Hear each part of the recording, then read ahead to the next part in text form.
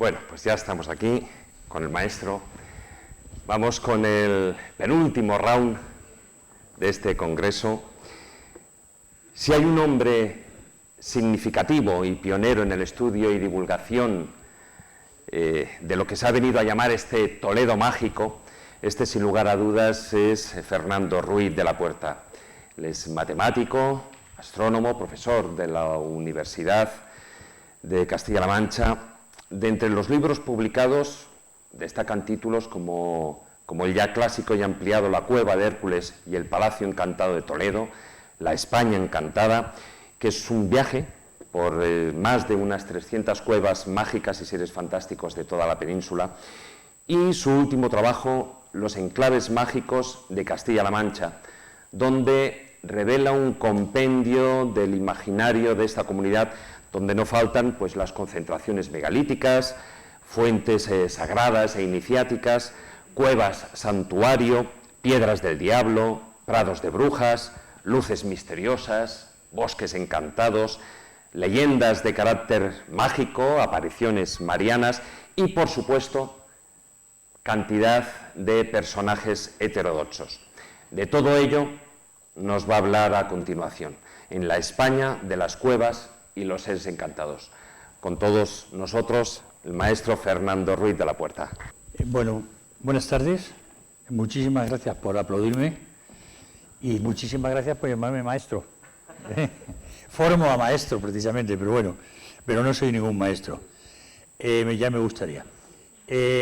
Ha citado unos libros que he escrito, se ha olvidado de uno que para mí es el más importante, que lo que yo considero la joya del reino, que es La historia de la magia en Toledo, que lo publiqué hace unos años, muy pocos. Y bueno, pues es un libro para mí muy importante, muy completo. Voy a hablar de este libro, que se llama La España Encantada, Guía de las Cuevas Mágicas y de los Seres Encantados de España, que por cierto he traído unos ejemplares, unos 10 ejemplares que están ahí fuera en la mesa, pues si alguien tiene interés en cogerlo. Este libro es la experiencia de una vida mía. Cuando tenía 18 años, creo recordar, o por ahí, sí, pues me fui a Madrid a estudiar la carrera, matemáticas, soy matemático. Y el primer sábado en Madrid, venía de aquí, de esa ciudad de Toledo, tan aburrida como era en aquella época, años 64, 65, que la única atracción que había era calle y comercio para arriba, entonces llamábamos la calle ancha, calle ancha para abajo, y ver a las chicas que pasaban, las chicas nos miraban a nosotros y punto. Y ahí se acababa todo. Entonces, recuerdo que fui a Madrid y en Madrid pues no había calle ancha, era todo muy ancho y no sabía qué hacer. Y los compañeros de la residencia me dijeron, pues mira, bájate ahí a la calle Atocha, que está una discoteca que se llamaba, ya no existe, El Consulado, que era una macrodiscoteca enorme, donde cabían 1.000, 1.500, 2.000, no sé lo que cabía allí. Y fui el primer sábado a ver, era la primera vez en mi vida que pisaba una discoteca, porque en Toledo no había discotecas entonces. Bueno, pues entré, me senté en una silla, y como no sabía bailar, y además era tímido, pues me pasé la tarde del sábado sentado en la silla. Entonces me fui a mi casa, a la residencia, pum pum, tal, y llegó el siguiente sábado. Y no, eso, antes de llegar al siguiente sábado, unos días antes, me pregunté, al consulado no voy a volver a pasarme toda la tarde sentado en la silla. Entonces tengo que hacer algo, y no sabía qué hacer. Y entonces yo ya era muy aficionado a las cuevas, porque mi padre ya me había enseñado la que es la cueva mágica por excelencia de España. Él la había conocido siendo niño, que es la cueva de Igares, auténtica cueva de Hércules, que eso lo haremos en su momento. Pues fijaros que, cosa más curiosa, hablando de cuevas con un amigo, compañero de la facultad, me dijo, hombre, vete a la calle Fernando VI, que está la EPE, Escuela Provincial de Espeleología, que era de la OGE entonces, porque entonces, años 65 por ahí, en España no había otra cosa que no fuera OGE. OGE para piragüismo, OGE para todo, ¿no? Fui, me presenté, me admitieron, me compré una mochila, unas cuantas cosas, y he tenido la experiencia más hermosa que he tenido en mi vida, una de las más hermosas que he tenido en mi vida. Un montón de años, durante muchos años, mis sábados, domingos y puentes consistían, macuto en la espalda, con el equipo de la EPE, a explorar cuevas por toda España. De aquellos viajes tan maravillosos de experiencia salió este libro. No, salió un poquito este libro, porque el editor, que no andaba muy bien, pues tiene 125 páginas. El libro, si hubiera podido publicar completamente entero toda la información que yo tenía, pues habría conseguido un tocho de 500 páginas. Eso al editor le pareció demasiado fuerte. Me dijo, no, una cosa más fina, hace una selección. E hice una selección. Bien, del mundo mágico de las cuevas. Desde el primer día a mí me di cuenta de algo muy importante, que era la capacidad de sugestión que tenía el antro, la cueva, la caverna, la gruta. Era impresionante. Recuerdo la primera vez que entré, a la primera, ya echando de práctica, todavía no tenía el titulito que te daban de aceptado como acto y tal, en el Reguerillo. Fue en la cueva de Reguerillo, está en Torrelaguna, Madrid, la provincia. Famosa, es enorme, gigantesca, famosa por muchos hallazgos arqueológicos. Y nada más entrar, la primera impresión me puso todos los pelos de punta. Una cueva, una gruta de entrada, una galería enorme, llena de barro, unos 100 metros o 120 llena de barro, y ya cuando llegamos al final de la galería, pues dije, bueno, ya se acabó la cueva, ya no se veía nada más. Y me dijo el Jesús Bellido, se llamaba el instructor, que murió en un accidente de coche unos años después, viniendo de una cueva. Me dice, no, si no se acabó, Fernando, si continuamos por ahí. Miré, y dije, yo por ahí no me meto. ¿Veis esa atril que hay ahí? Que la parte de abajo, que tiene como una especie de trapecio, donde, bueno, pues por ahí había que meterse, arrastrándose, por ahí abajo. Se llama en espeleología gatera. Y había que arrastrarse por un túnel de ese tamaño, pues aproximadamente esa gatera tiene unos 20 metros. Y yo dije, no entro, yo por ahí no me meto. Era la primera vez, se metió todo el mundo. Claro, tenían práctica. ¿Qué hice yo? Meterme detrás, claro. Porque si no me voy a quedar allí. Bueno, pues a partir de ese día ya nunca más tuve miedo ni de grietas, ni de gateras, ni de clasas, ni de nada. Siempre tiraba para adelante. Y empieza una de las experiencias más impresionantes de mi vida, que ha sido el mundo de la espeleología, unido al mundo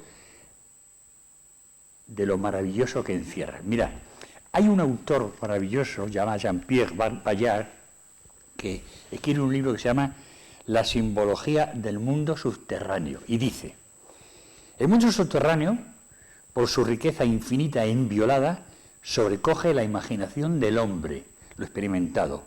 Este mundo misterioso no se revela al que vive fuera de la caverna oscura y profunda, en la cual los ruidos extraños inspiran el terror y la superstición. Pero si nosotros penetramos en la profundidad de estos infernaimanes, quedaremos impresionados. Vastas salas de cristales resplandecientes se ofrecen a nuestra vista. Todo un decorado lujoso y fabuloso en el que no nos sorprenderíamos de encontrar a las hadas, esas guardianes de ciertos bienes materiales. Fijaros. Esto que estoy diciendo es la impresión, casi podría decir la palabra espiritual, y algunas veces podríamos decir que toca hasta lo trascendente, lo que es el mundo subterráneo. Hay que vivirlo, es como los alpinistas, la gente que ha hecho alpinismo sabe muy bien de lo que está hablando y lo que se siente. Yo he hecho también alpinismo, pero cuando iba acompañado de cuevas, porque a veces para entrar en una cueva que estaba en un farallón que tenía 200 metros de alto, o había que subir para meterse a la cueva, o había que bajar desde arriba, o sea que había que hacer escala. Bueno, pues esta magia que tiene este mundo subterráneo hace que muchos autores, muchos escritores, a lo largo de la historia de la literatura, hayan utilizado como referencia el mundo subterráneo, el mundo de las cuevas, el mundo mágico de la gruta. Y uno de ellos, por supuesto, ¿quién va a ser? Todo el mundo lo conoceréis, Howard Phillips Lovecraft. Él, en toda su gama de seres mitológicos que ha creado, habitan todos donde habitan, en grutas, en lo más profundo de la tierra, donde también existen los restos de antiquísimas civilizaciones, creadas, como él le dice en su mitología de Cthulhu, seres primordiales, seguidores de los llamados dioses primordiales, enemigos de los dioses arquetípicos, y ambos de algún modo simbolizan la eterna lucha de la luz y las tinieblas. Hay otro que también ha utilizado el mundo subterráneo, que se llama Julio Verne. En su viaje al centro de la Tierra nos habla de mundos desconocidos, poblado por monstruos antidiluvianos e incluso océanos y continentes interiores dentro de la Tierra. Me gusta la palabra antidiluvianos, es una palabra muy antigua. Ahora se diría monstruos del Cretácico o el Jurásico, como aparecen en la película, en la novela, ¿no? No, antidiluviano es precioso, porque parece que en el mundo antiguo, en el lenguaje del siglo XIX, existe una referencia, una línea de referencia, es antes del diluvio y después del diluvio. Todo lo que existía, que ha sido fantástico dentro del mundo de la naturaleza, de la zoología, que por cierto, ahora que me acuerdo, antidiluviano, soy un apasionado loco de los dinosaurios, normal. Me encantan. Y ya puestos así, pues me empiezo a recordar cosas de Guillermo Brown. Todos habéis leído las travesuras de Guillermo, me imagino, etcétera, todo este mundo. Bien, pero no solamente en el mundo de la literatura hay muchos más autores que han trabajado la magia de la cueva, sino que ha habido otros autores en el planeta, y sobre todo leyendas con mucha fuerza, mucho poder, como por ejemplo la famosísima leyenda del paraíso de Agartha, que según la tradición oriental, Agartha es un reino subterráneo habitado por grandes inteligencias y seres iniciados, y cuya localización física se situaría en el subsuelo del desierto de Gobi o en un enorme sistema de cuevas bajo el Himalaya. René Guénon, famoso tradicionalista, convertido luego al Islam, que vivió en Cairo y murió en el Cairo, quizá para mí uno de los más grandes pensadores del mundo de la tradición hermética, dice que Agartha sería la morada, fijaros qué mitos, del rey del mundo, el jefe universal de todos los seres iniciados de la Tierra. Bien. Y aquí viene la parte más interesante. Dentro del mundo de las cuevas, yo iba recogiendo, pues siempre que estaba en una cueva, en el pueblo cercano, si había alguna leyenda, si se contaba algo, lo he buscado en trabajos de etnología, de antropología, mucha información que hay, y muchísima y muy variada, sobre todo en revistas de investigación del Consejo Superior de Investigaciones Científicas. En la revista de Dialectología hay muchas referencias a esto. Bueno, pues fijaros una cosa muy curiosa. Cuando yo empiezo a recoger las leyendas subterráneas, las cosas que se cuentan de la cueva esta, la cueva la otra, la historia que pasa, lo que no pasa, me encuentro que al mismo tiempo yo estudiaba en aquella época, ya tendría yo 23 años o por ahí, me empapaba de un señor que se llamaba Erich Fromm, que el famoso libro suyo, El lenguaje olvidado. Y también me había empapado del señor Vladimir Prop, que tiene dos joyas sobre este tema, se llama Las raíces históricas del cuento y la morfología del cuento. Y quien no ha oído hablar de Bruno Bettelheim con el psicoanálisis de los cuentos de hadas. Bueno, pues recogiendo estas leyendas y escuchando y leyendo estos libros, empiezo a ver que hay una semejanza terrible entre las leyendas subterráneas y cierto tipo de viaje iniciático de héroes semimíticos que realizan las profundidades de la Tierra. Hay otro libro muy bueno de Joseph Campbell, que lo recomiendo, este está publicado hace 20 años o por ahí, se llama El héroe de las mil caras, psicoanálisis y el mito, es precisamente un estudio sobre todo el proceso iniciático del héroe que parte desde abajo, desde el infierno, hasta arriba, hasta que consigue la liberación. que luego lo vamos a ver un poco con el tema de las fadas, las hadas encantadas de la cueva. Fijaros una cosa muy curiosa. Por aquella época, yo era ya un poquito mayor, tendría 25, 26 años, tengo una experiencia muy peculiar, realmente peculiar. Hay un método transferencial psicoanalítico, psicológico, que se llama método transferencial del profesor francés Robert de Soile. Se llama la psicoterapia del rêve éveillé, del sueño despierto, que nosotros lo llamábamos la psicoterapia del ensueño, o sueño a veces, ensueño dirigido. ¿En qué consistía? En una auténtica experiencia iniciática. Esto, en una logia que yo conocí y con la que estuve coqueteando unos años, pues, y coqueteando en el buen sentido de la palabra, se entiende, hice una experiencia de ensueño dirigido. Alucinante. Os lo voy a comentar porque tiene magia y tiene que ver, porque esto que yo viví, lo vivo primero y después el libro de rol con Joseph Campbell sale unos años después publicado. Y yo lo que leo ahí, digo, es lo que yo he vivido. Había un guía, entonces me retiro con él a una guardilla. Hay un camastro, consiste esto, el sueño dirigido. Te relajas mucho, muy profundamente durante un tiempo, no te duermes para nada, estás en un estado de semisueño, pero más bien despierto, consciente constantemente de todo lo que te pasa. Y entonces, prácticamente en una semi-oscuridad, empieza la experiencia.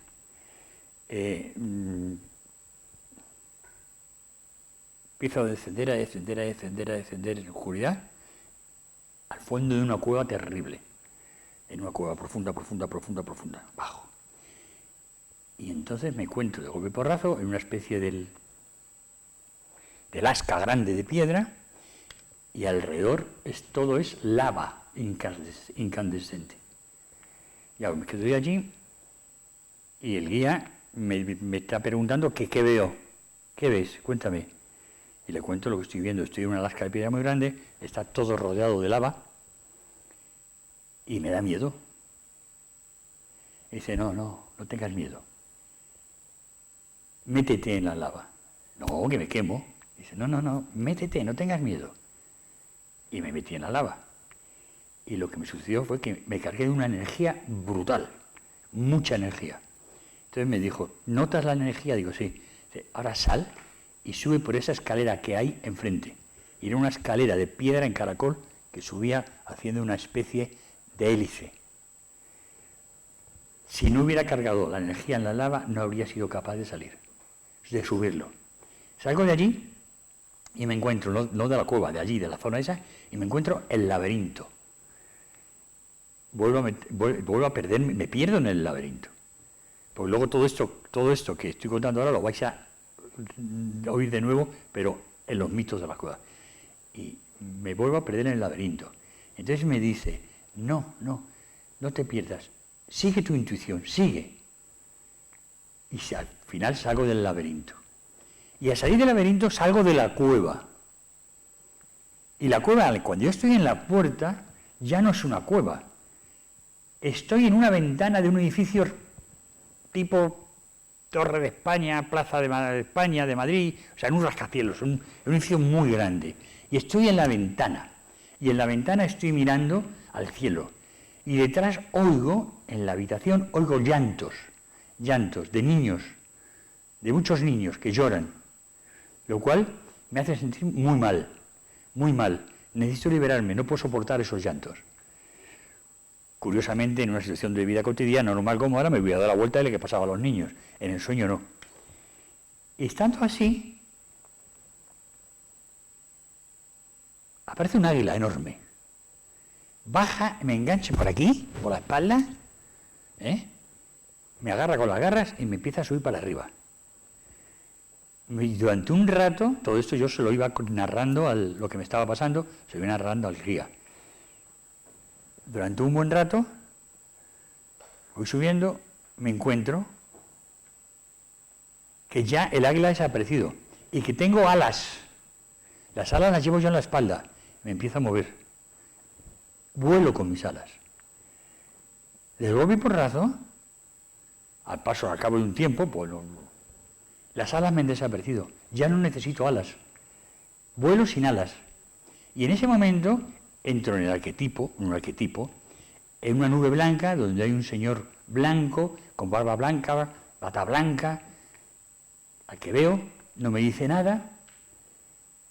Estoy allí un rato, miro, no me dice nada, y de golpe y porrazo me vuelvo a ver de nuevo en el espacio infinito, como flotando en el universo, y estoy boca arriba flotando, y tengo un agujero aquí enorme, de donde sale un foco de luz brutal.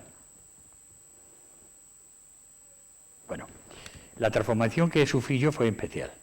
El guía me dijo que había tenido verdaderamente una experiencia iniciática de estas que se narran en las cuevas, las leyendas de las cuevas. Por ejemplo, antes de eso, voy a dar unas referencias sobre lo que es la cueva para muchos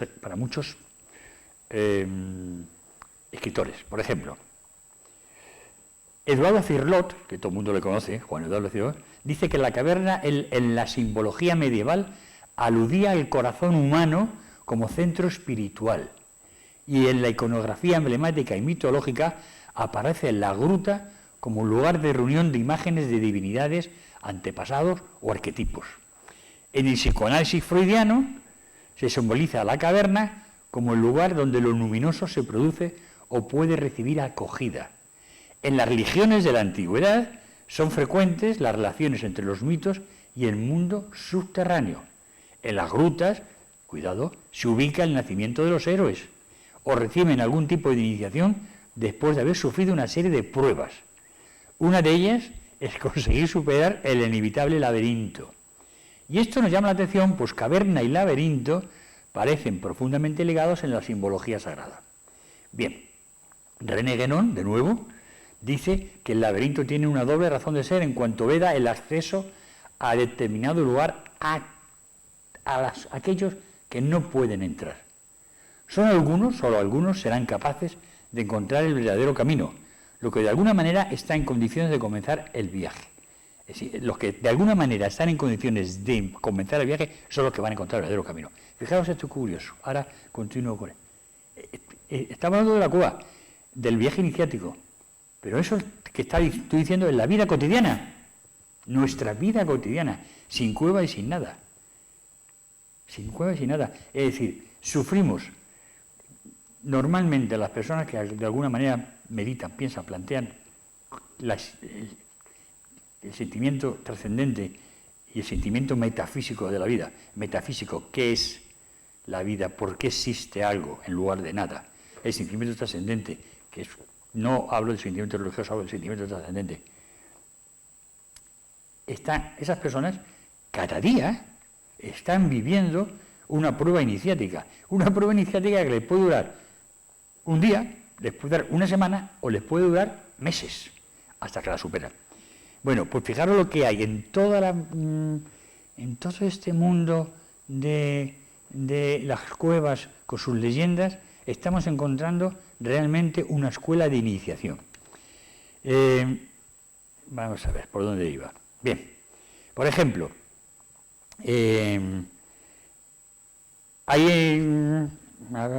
hablando del laberinto. Si da tiempo, hablaré final de lo más importante, que son las cuevas artificiales, como la de Zulema y la de Hércules, en este caso Igares. Son totalmente laberínticas y encierran en su interior una serie de salas que recuerdan lugares de culto e iniciación. Es decir, ya desde las cavernas prehistóricas del mundo de la prehistoria, del Paleolítico, que el hombre ya vive en las cuevas, y empieza a hacer de la cueva, de alguna manera, el lugar sagrado. Y eso genéticamente lo va a ir llevando a lo largo de los milenios. Bien. Por ejemplo, lo va llegando a lo largo de los milenios de la siguiente manera. La caverna en los pueblos primitivos, la caverna representa el arquetipo de la matriz maternal y figura como punto clave en numerosos mitos de origen. En la tradición iniciática griega, la gruta es una alegoría del mundo. Según Mircea Eliade, numerosas ceremonias de iniciación comienzan con la penetración en un antro subterráneo, en un proceso que él denomina regressus ad uterum. También se identifica simbólicamente a la caverna con el inconsciente.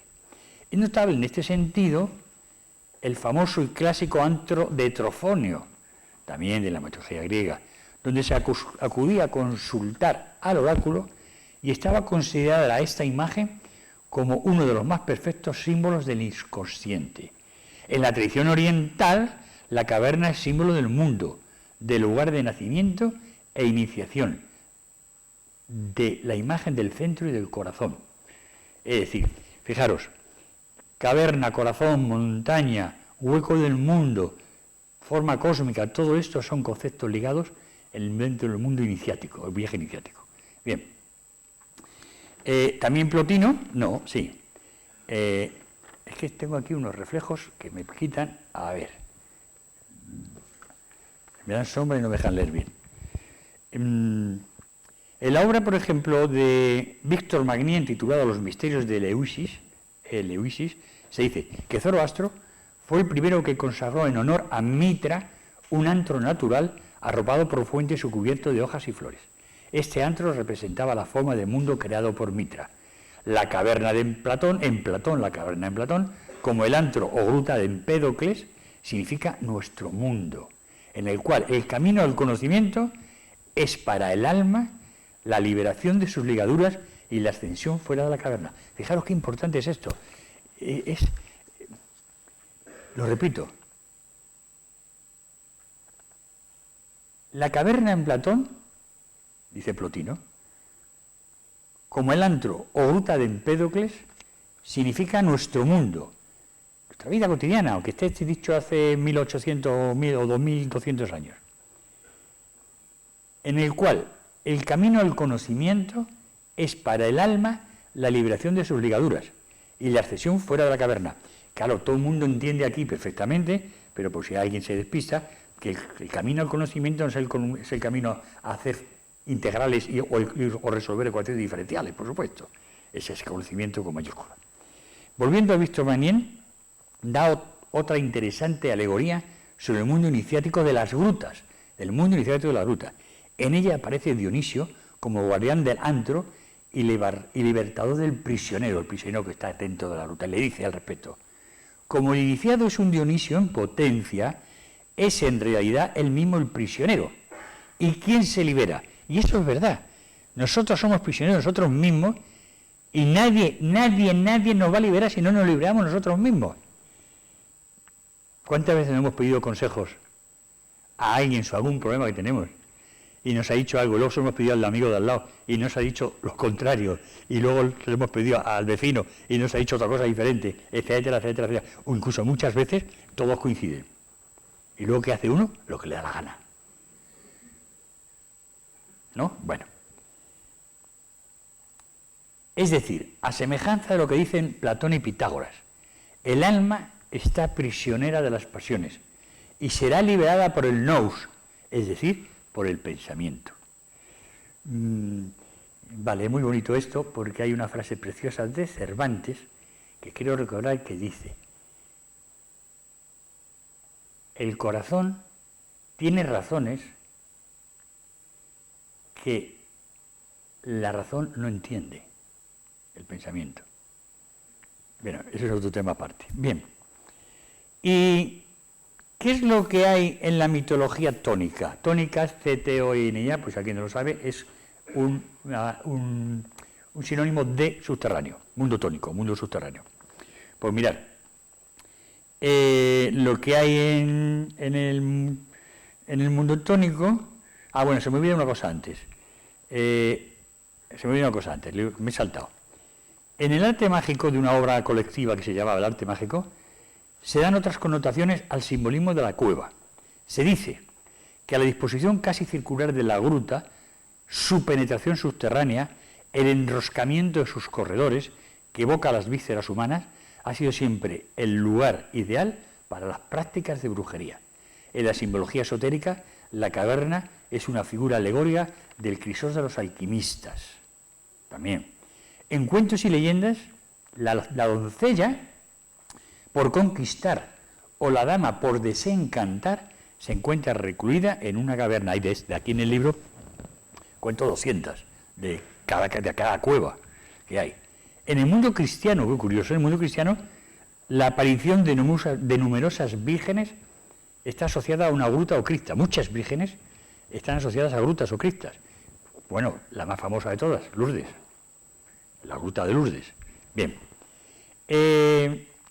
todo el mundo tónico, subterráneo, está asociado no solamente ya a la filosofía o al mundo del camino iniciático, sino también a leyendas de personajes que son los habitantes de las cuevas, lo que podríamos llamar, como dice por ahí, los seres encantados. Y estos seres son los protagonistas, precisamente con un lenguaje simbólico de la liberación iniciática, con muchas características, aunque todos son muy parecidos. Por ejemplo, en el mundo fantástico de las cuevas español, pues existen unos personajes que varían según la región. Por ejemplo, el drax catalán, el cuélebre asturiano, el ensugue vasco, la serpe gallega, la sierpe, el lagarto de Castilla, Andalucía y Extremadura. Es decir, tienen una importancia simbólica muy grande dentro de la simbología de la alegoría de la caverna. Todos ellos, con diferentes nombres, es lo mismo. Es una especie de dragón o lagarto gigante que tiene sus connotaciones en un momento determinado, que pueden ser, vamos a ver, vamos a ver, ¿qué puede ser esto? Estos seres dragones monstruosos son maravillosas construcciones perfectamente encajadas, cuyo fin bien puede ser el simbolizar un mundo iniciático o alegorías del hombre primitivo como elementos de su concepción del mundo, reminiscencias quizá de antiguos cultos religiosos. Ha habido cultos religiosos que ya han desaparecido, a la serpiente, cultos socioláticos, bueno, muchísimos. Incluso priápicos, el dios Priapo, que adoraban un pene. Incluso podían, porque representaba la fertilidad. Incluso podríamos admitir, bueno, reminiscencia de antiguos cultos religiosos, podríamos admitir, podríamos admitir quizás que tienen un origen, que me gusta mucho, como proyecciones de mundos o universos paralelos. Muchas veces he pensado yo de las hadas, las hadas, el mundo de las encantadas, pero aquí tenemos, no sé, está Jesús, está ahí, que es no está Jesús Callejo, ahí te veo. Me han puesto los focos y voy a terminar confesando dónde estaba en el año 1936. Sabe de esto muchísimo. Y la prueba está en los libros que tiene publicados. Y no irá santo al cielo. Que estas cosas pueden proceder de mundos o universos paralelos. Muchas veces he pensado yo, porque una de mis especialidades en el de estudio, yo hice 2 especialidades en la carrera de matemáticas, astronomía, y la otra que se llamaba física matemática, que es física cuántica, pero en la especialidad de matemáticas. Y claro, las paradojas cuánticas me han encantado, los universos paralelos, las baranas que hay ahora, la cosmología, todo esto que me enloquece y sigo al día. Y muchas veces he pensado que estos universos paralelos que están interconexionados entre sí, a veces pueden cortocircuitar. Atención, esto no es ciencia, esto son fantasías mías, que quede claro. Se pueden hacer un cortocircuito y se pasan elementos de un plano a otro. ¿Qué le pasaba a esta mujer, Juana de Arco, Santa Juana de Arco? Que se volvió, de golpe y porrazo, empezó a tener visiones y montó la que montó. Que estaba loca o no estaba loca. Juana de Arco era de una aldea que se llamaba Don Remí. Y ella andaba con las ovejas al lado del Don Remí, en una zona de encinas, bosque, y donde había un árbol que era conocido en el pueblo y en la zona como el árbol de las hadas.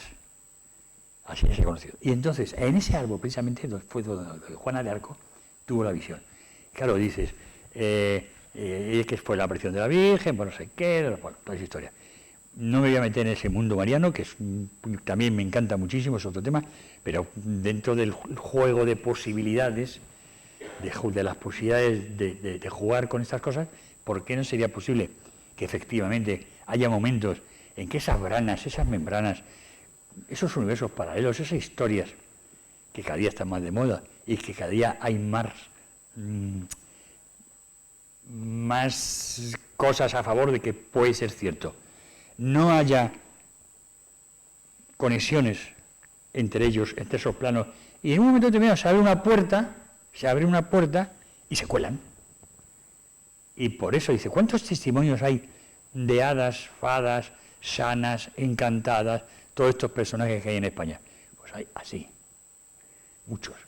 La mayor parte de ellos suelen ser imaginaciones, casi la totalidad mentiras. Es decir, gente que ha visto algo y luego ha visto una alucinación. Yo hace una semana, no os riáis, pero es verdad, hace una semana tuve una sorpresa gorda. Se lo he contado a unos amigos, se lo conté, y no le he contado, luego no les he resuelto el enigma. Estaban muy preocupados, estaba vivo solo, y tengo un despertador pequeñito en la silla de noche. Yo tengo ahí siempre por el que pongo. Y el lunes pasado me voy a acostar y el despertador había desaparecido totalmente. Entonces digo, miré por el suelo, miré en la cama, no estaba. Miré en las habitaciones, hay estanterías, miré, no estaba. Y me fui al servicio y ya cuando volvía me lo encuentro en una estantería del pasillo puesto en la parte alta. Yo ahí no lo pongo eso, y nadie había en la casa. Pregunté a un amigo que había estado hablando de una persiana y él no lo había visto ni había tocado nada, había estado 2 días antes. Y dije, tengo aquí un duende. Pensé, tengo un duende, me está diciendo eso. Y me hizo ilusión. Me ría, sí, pues lo tengo aquí, ¿qué le vamos a hacer, no? Bueno, pues mira por dónde, a los 3 días, Maribí que está por ahí, me entero quién es el duende. Mi hija había estado en casa, se había echado la siesta en mi cama, había quitado el despertador porque le molestaba, se había ido al pasillo y lo he puesto ahí encima. Y me he quedado sin duende. O sea que muchas veces todas esas historias se forman, se conforman en torno a hipótesis falsas. Lo sé porque tengo la suerte y el placer de ser miembro del grupo EPTA de hace ya varios años, con Sol Blanco Soler, Paloma Navarrete, hemos investigado muchos casos y el último caso que tuvimos fue realmente espectacular. Es decir, no quiero faltar respeto a nadie, no voy a decir el nombre de la persona ni el lugar, no es por ahí un pueblo perdido y tal. Las pobres señoras estaban histéricas perdidas. O sea, tenían necesidad de algo y lo estaban manifestando con presencias de incubos, sucubos, cosas totalmente medievales y antiguas. Pero bueno, eso es otra historia. Bien, los personajes encantados que viven en estas cuevas, que están repletos de leyendas, voy a repetir que en el libro cuento 40.000. ¿Hasta cuánto tiempo tengo? Han dicho hasta las 7:30. Bueno, pues no veo más que por la mitad. Bueno, podemos arreglarlo con el tema del... Como ha habido un problema de tiempo, ¿no? Vale, a lo que vamos. En España tenemos pues muchos, por ejemplo, tipo de hadas. Pues las fadas gallegas, las sanas asturianas, las encantadas de Cataluña, las donas de Valencia y Baleares, las moras encantadas, las hadas castellanas, la mora encantada que en toda esta España, están distribuidas por toda la península, las lamias vascas y navarras, etcétera. Sí, todos son personajes, arquetipos de la persona, mujer encantada de la cueva, que está esperando ser liberada, con toda una serie de acertijos muy peculiares. Tenemos monstruos tipo Polifemo. Tenemos 2 que yo recuerdo ahora mismo, el ojáncano en versión cántabra y tártalo en versión vasca. Luego hay muchas tradiciones en cuevas de gnomos, duendes y trasgos. Normalmente se los considera simbólicamente peligrosas entidades psíquicas dispuestas a impedir la liberación de alguna encantada o al descubrimiento de un tesoro. Y no hay que incluir en este grupo cierto tipo de enanos muy benefactores y protagonistas en numerosos cuentos populares. O sea, que no todo es negro y oscuro. Bien, ¿qué cosas tenemos más en las cuevas? Pues mirad, las cuevas en la mente popular están llenas de tesoros escondidos, Y hay, aquí también les cuento 40, que en la mente popular estos tesoros no son más ni menos que reliquias que dejaron los moros cuando fueron expulsados de la península. Tienen que abandonar precipitadamente la zona y esconden sus monedas y riquezas en cuevas. ¿De acuerdo? Bueno, por supuesto, hacen encantamientos para que se queden protegidos por duendes, trasgos o lo que sea, los espíritus de la tierra. Esto ya ocurre en Roma, en la Roma clásica. Los tesoros eran vigilados por unos tipos de duendes o íncubos que impedían por diferentes medios que nadie se acercara a ellos. Los míticos guardianes, en Asturias, el mítico guardián de tesoros es el cuélebre, que ya este cantautor cantaba alguna vez una canción sobre el cuélebre. En Galicia es el mouro, un mouro que la gente interpreta como un moro encantado. No, un moro es un gigante. En el Pico Sacro hay muchas historias de esto. Fijaros una cosa muy curiosa de tesoros. En Artajona. Hay 40 historias de esta misma. En la zona de Artajona existe una interesante serie de tradiciones sobre subterráneos y tesoros. El investigador Jimeno Jurio nos habla de la cueva de Santa Catalina y refiere que los artajoneses aseguran la existencia de un paso subterráneo entre el cerco y las afueras de la población, y cuya boca de entrada estaría bajo la ermita de Santa Catalina. Sobre este asunto, hace ya muchos años que se viene especulando. Sirva como ejemplo el testimonio que recoge Jimeno Jurio del historiador Orobia. Dícese que debajo de esta ermita hay una galería que atraviesa todo el lugar. Un vecino penetró por un hueco del suelo, pero no pudo recorrerla, pues al poco rato se le apagó el hacha que llevaba encendida. Esto animó al clérigo del lugar para intentar la exploración por sí mismo. Según dice, había muchos huesos y 2 gradas de piedra picada. Vio algunas más grandes hacia abajo, pero no continuó por la gran cantidad de tierra y huesos que había. También se dice que bajo una roca que sirve como cimentación a una casa situada al nordeste del ábside de San Saturnino del Cerco, hay una sala con paredes de piedra y encierra unas arcas llenas de oro. Aún se habla de más tesoros, como esa sala subterránea amueblada con arcones repletos de monedas de oro que se encuentra en un lugar frente al flanco norte del recinto fortificado. Bueno, ¿me dais 5 minutos? Bueno, ¿qué le vamos a hacer? Me voy a perder lo mejor. Bueno, pues lo siento. Solamente deciros, mirar, paso ya de hadas, brujas, las cuevas muchas cuevas están relacionadas como entrada al infierno, donde vivienda de demonios y de brujas. Aquí, si compráis el libro, lo tenéis, las cuento todo. Bueno, todo no, que tengo muchas más, pero bueno. Solamente voy a hablar para los 5 minutos de cuáles son las cuevas que a mí más me interesan en este momento. Bueno, hace muchos años. Hace unos 30 y tantos años había catalogadas en España unas 10.000 cuevas registradas, y otras tantas o más todavía no estaban registradas. Todas naturales y artificiales. A mí me interesan, actualmente hace muchos años, solamente, bueno, naturales por supuesto, son maravillosas y voy y me pasa, bueno, estupendo. Me interesa solamente, ahora en este momento de mi vida, las cuevas artificiales, las que están construidas por la mano del hombre. Y hay a cientos en toda España, a cientos. Las cuevas de los moros de Pastrana, si podéis ir a verla. Llegáis a Pastrana, en Guadalajara, justo, nada más llegar, una carretera que gira a la izquierda y sube a Pastrana, y ahí a la derecha otra carretera más estrella, que va a un pueblo que no recuerdo el nombre, que hay una nave de ganadería. Pasáis ahí 50 metros y hay una cueva artificial, que cuando la vi me recordó una iglesia románica, impresionante, que fue probablemente no sé si lo cuenta Ávila o Cuesta, que está por aquí, ¿no? En algún libro. Yo lo publico en mi libro de Enclaves Mágicos de Castilla-La Mancha, estuvimos allí. Fue un antiguo templo, probablemente de época carpetana, de iniciación.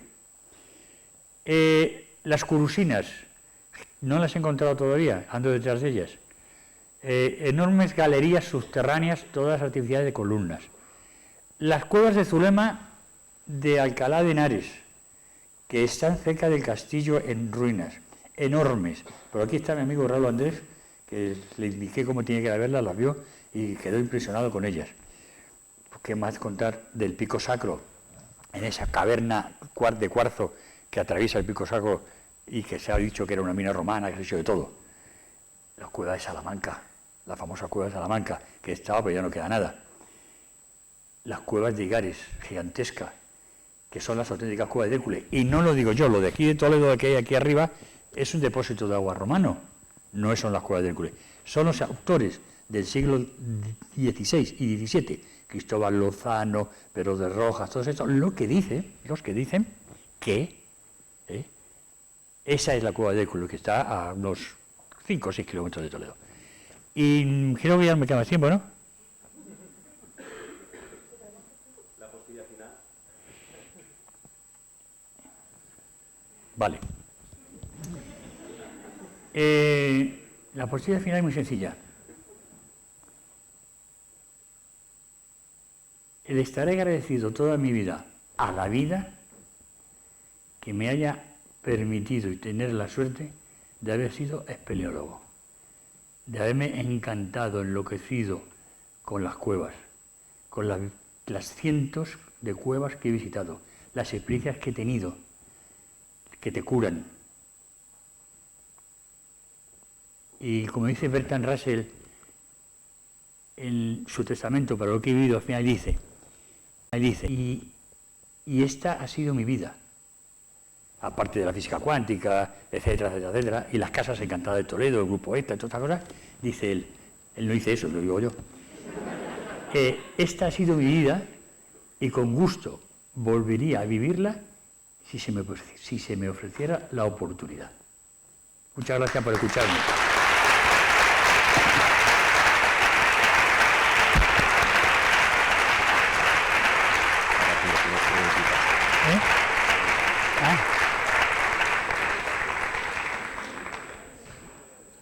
Bueno, si material tenía para hablar de aquí a mañana, yo creo que todavía nos quedaríamos cortos. ¿Vamos con preguntas?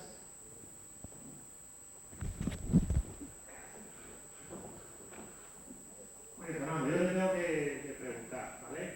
Nos conocemos hace ya mucho tiempo y me ha resultado interesante que hayas dicho mi vida ha estado muy vinculada a la espeleología, a las cuevas, el misterio de las cuevas, eso ha hecho parte fundamental de tu vida. Sé que a lo mejor es volver a algo que has dicho ya 1000 veces, pero ya por curiosidad, en este contexto que es a lo mejor el más idóneo, un congreso de la España mágica. ¿Tienes algo nuevo que decir sobre el misterio, leyenda, tradición, realidad o fantasía de la cueva en Toledo, de la cueva de Hércules? Un libro de la cueva de Hércules es esencial, es fundamental, es casi un pistoletazo de salida para la tradición mágica en Toledo. Entonces vienes aquí y dices, oye, la cueva ha sido importante en mi existencia. Ahora ya, con los años, con la distancia, algo nuevo, no sé, o una reflexión, a lo mejor algo nuevo, una reflexión que te dé el tema.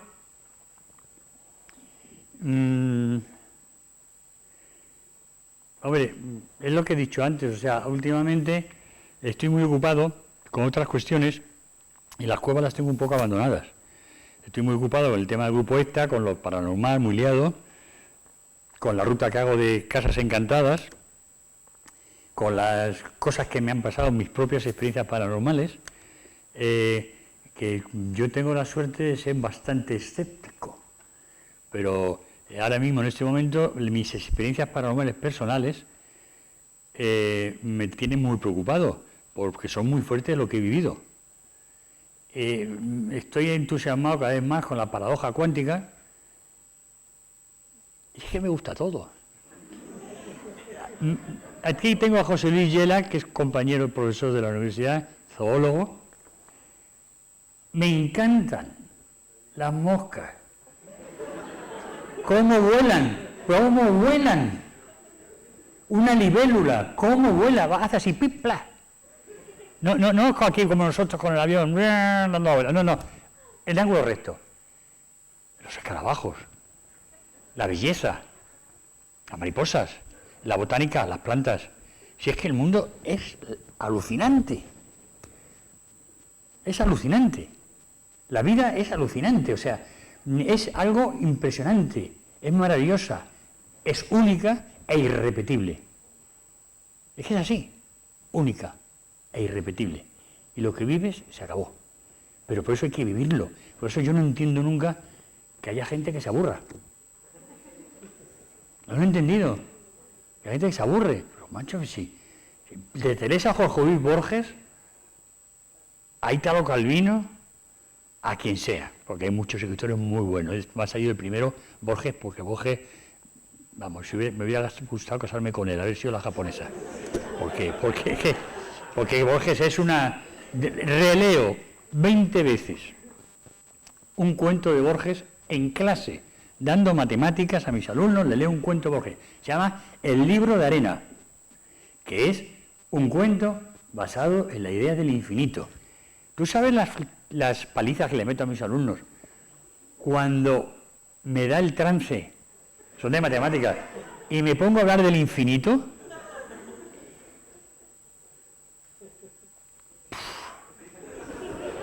Demasiado. Yo creo que me has respondido, en realidad. Vale.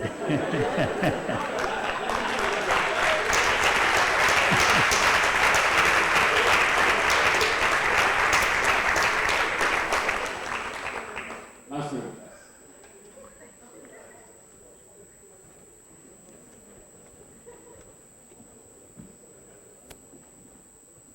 Bueno, lo primero, quería felicitar, me ha fascinado. Sí. No te estás mirando. La conferencia no la conocía, para mí ha sido un placer tocar temas que realmente me apasionan y grandes maestros como Miquel Ayade, Campbell, Renan, Eduardo Quilot, en el simbolismo. Y estaba escuchando fascinado cómo relataba esa experiencia de sueño dirigido, ¿no? De esa bajada a la caverna para luego subir hacia la luz, que para el que estoy un poco encima me ha parecido claramente un proceso alquímico totalmente, y esa búsqueda del inconsciente relacionado con todo lo que comentaba Carl Gustav Jung. Y quería preguntarle si conoce la obra de Jung y si encuentra relación también con Jung. todo. Sí, por supuesto, que la conozco. Si la he leído más. Sí, la he leído, de los arquetipos y simbolismos del inconsciente, el símbolo de transformación, pero sobre todo a él me he dedicado a una parte, que es su colaboración con, a ver si me acuerdo del nombre. Bueno, primero El secreto de la flor de oro, que eso es muy especial, y luego está, ¿cómo se llama? Su colaboración que tiene con el de Lichín, el autor, es que no me viene el nombre ahora. Tampoco me viene ahora el nombre, sí, es muy famoso, tengo varios libros de él. Lo que te sabe que está Jung. O sea, pues es que si por eso te decía antes lo aburrirse. Jung, Mircea Eliade, pues toda esta galería de personajes es impresionante. Pero se establecía muchísima relación entre lo que él llamaba la imaginación activa, ese proceso de no llegar a dormirse para profundizar en el inconsciente, que gracias a eso escribió luego su libro rojo, que si no lo ha leído, que se ha publicado recientemente... Sí, lo tengo. Porque le va... Sí, ha publicado... Sí. Sí, lo tengo, el libro rojo lo tengo. Que me costó una pasta. 200 euros. Sí, por eso te digo, me costó una pasta. Y respecto a esto, a lo mejor muchas veces, por la manera en que hablo, pues, y si cuento esta experiencia de sueño dirigido y las experiencias que he tenido, otras experiencias muy fuertes y tal, la gente puede pensar que yo soy un iniciado. Y vea, dilo, no. El domingo pasado, o el sábado pasado, hace un sábado, justo hoy es sábado, pues el sábado pasado estuve con dos amigos que están por aquí, en el auditorio del Greco. Había un recital de tangos, mano a mano, José Manuel Zapata y Mercé, José Mercé. Fijaros si seré iniciado y maravilloso, me pegué una llorona con los tangos, pero una llorona bestial. Y menos mal que mi querido Roberto Polaco Goyeneche, el gran cantador de tango, murió hace años. Cantaron un tango suyo, Garganta con Profunda. No un cantor, se está dedicado a él. Cuando empieza a cantar Mercé. Ya ves, Polaco Goyeneche, El día no amanece, cantamos una octava más. Bueno, eso es una brutalidad. Por eso otra cosa que es iniciática completamente, la música. La música es una cosa iniciática. Y en la música no está solamente en la música clásica, Bach, Beethoven, Mozart, Debussy, etcétera, el tango, la música cubana, buena, la música cubana, Omar Portuondo, toda esta gente, ¿no? Y tanta música tan impresionante, ¿no? Yo siempre he dicho que Dios es políglota. Bueno, primero dije un día, el lenguaje de Dios es las matemáticas. Todo el universo está basado en las matemáticas. Ese es el lenguaje de Dios. Todo es matemática. Y he rectificado. Dios no es políglota. El lenguaje de Dios es las matemáticas, pero también tiene otros varios lenguajes. Uno de ellos es la música. A Mozart se la soplaba al oído. Él mismo lo decía, Mozart. Se la soplaba al oído. Y lo decía él, la oigo, me la está diciendo. Estaba... Bueno, si hay alguien que pregunta alguna cosa más.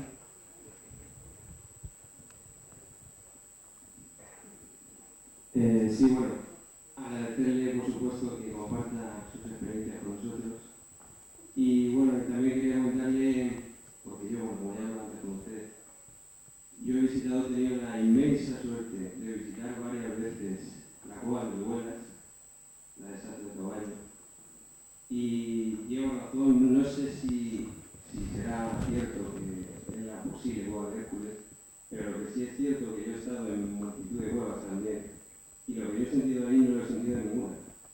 Lo especial que es, lo mágica que es, te transporta a otro mundo. Estás hablando de Orihuelas sí, o de Igares, que es la misma. Tiene varios nombres. Y aunque hay documentos que parece ser que dicen que lo utilizaron como mina, que era una mina. Sí. De piedra. Y sacan nada, sí. Posible. Yo pienso que son los restos de un templo antiquísimo carpetano. Porque sabéis que los carpetanos hacían las grutas de los templos subterráneos y vivían en subterráneos. Pero te voy a contar, dices que tuviste una experiencia especial ahí. Te voy a contar una experiencia que me sucedió a mí con varias personas en la cueva para mí, de Hércules. En la cueva, estoy hablando de hace ya 20 y tantos años. La visitamos, venía Padre Pilón, el dueño del restaurante La Barraca que hay en la calle Reina de Madrid, que tenía un club que se llamaba AMIPS, Amigos de la Parapsicología, donde nos juntábamos allí.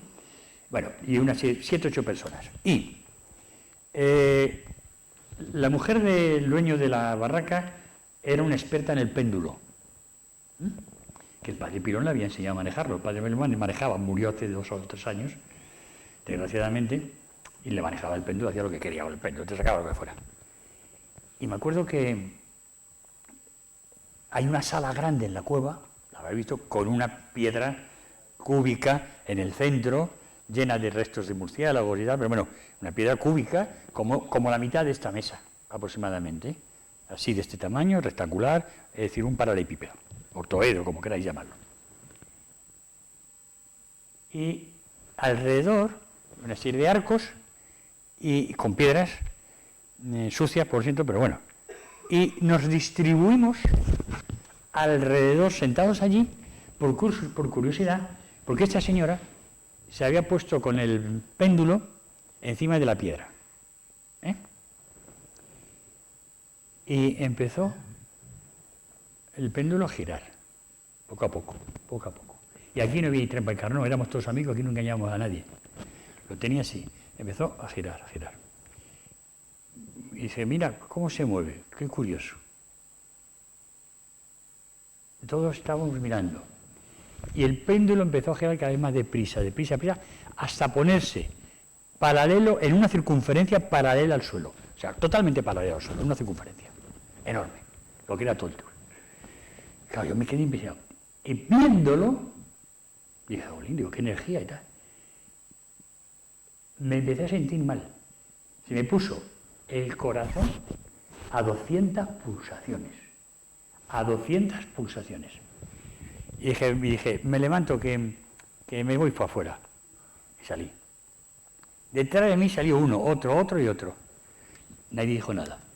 Y esta mujer, que no me acuerdo cómo se llama, la mujer de... Bueno, es igual, Carmen.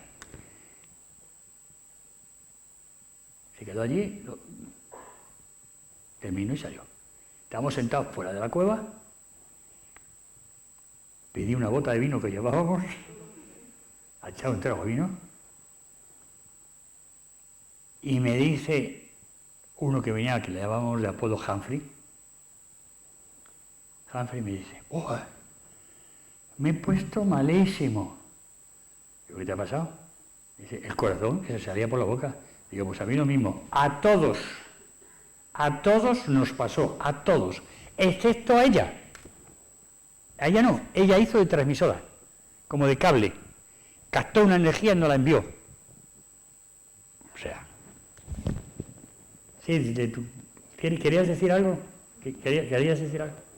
Yo creo que, maestro, y me permito el lujo de volverme a llamar maestro, yo creo que toda la sala estará de acuerdo conmigo.